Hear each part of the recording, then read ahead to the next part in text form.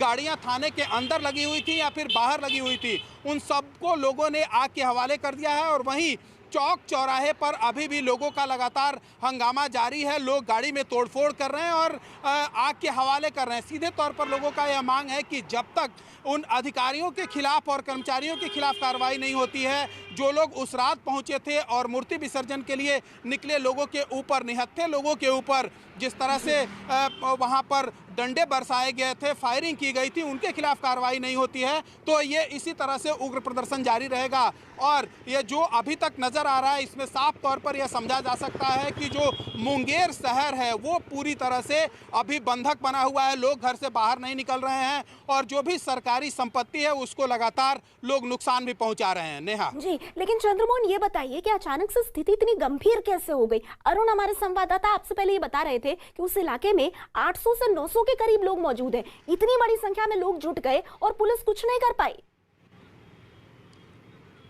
बिल्कुल, देखिए सोमवार की जो घटना हुई थी उसके बाद से लोग, मुंगेर शहर के लोग और जो भी स्थानीय नेता हैं वो यह मांग कर रहे थे कि जो भी इस पूरे मामले में दोषी हैं उनके खिलाफ, जो भी आरोपी हैं उनके खिलाफ कार्रवाई होनी चाहिए। क्योंकि जिस तरह से मूर्ति विसर्जन के लिए लोग निकले थे और उनको एक साथ रोक कर, उनको पूरी तरह से चारों तरफ से घेर कर और उनके साथ मारपीट किया गया, फायरिंग की गई, जिसमें एक युवक की मौत भी हो गई थी और जिन 4 लोगों को गोली अभी लगी हुई है, जो मुझे जानकारी है उसके मुताबिक उनका इलाज चल रहा है अस्पताल में।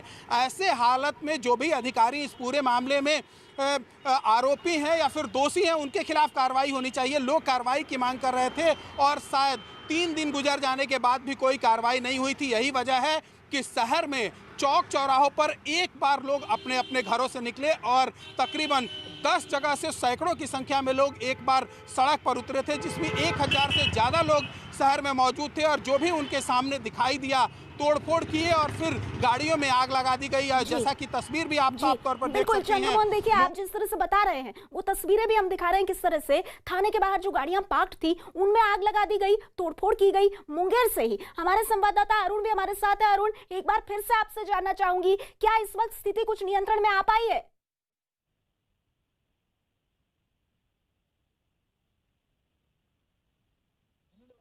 ठीक है, अरुण का हम रुख करेंगे, लेकिन ये तस्वीरें जो आप देख रहे हैं, देखिए ये हैरान करती हैं। एसडीओ के घर पर भी जमकर तोड़फोड़ हुई है। लोगों में बहुत ही ज्यादा गुस्सा। सोमवार की जो घटना हुई, आज गुरुवार तक क्योंकि कोई कार्रवाई नहीं हुई है पुलिस अधिकारियों के खिलाफ जो इसमें लोगों को लगता है कि लिप्त थे, और इस वजह से लोग काफी नाराज हैं। एक बार फिर से पटना का रुख करेंगे, चंद्रमोहन हमारे साथ मौजूद है। चंद्रमोहन, आप कुछ अपडेट दे सकते हैं? क्योंकि देखिए तस्वीरें बहुत हैरान करती हैं। अगर एसपी के घर में, दफ्तर में तोड़फोड़ हो रही है, अगर थाने के बाहर गाड़ियों को इस तरह से आग के हवाले कर दिया जा रहा है, तो इस नाराजगी को पुलिस कैसे नहीं भांप पाई?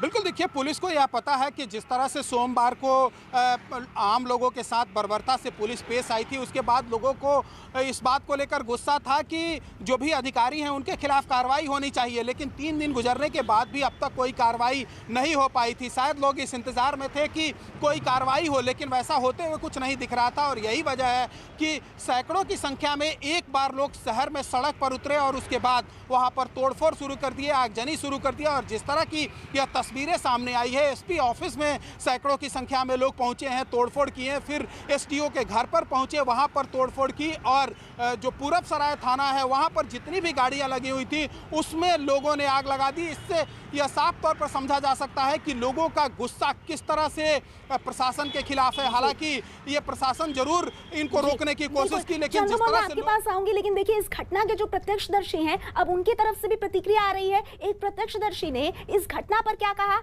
आइए आपको सुनाते हैं।